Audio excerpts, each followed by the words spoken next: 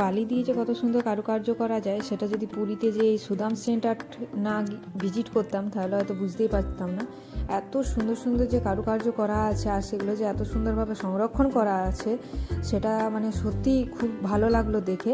আর তোমরা যারা পুরী গিয়েছো তারা তো সবাই জানো নিশ্চয়ই সুদাম সেন্টার সম্পর্কে, কোণার্ক যাওয়ার পথে এটা পড়ে।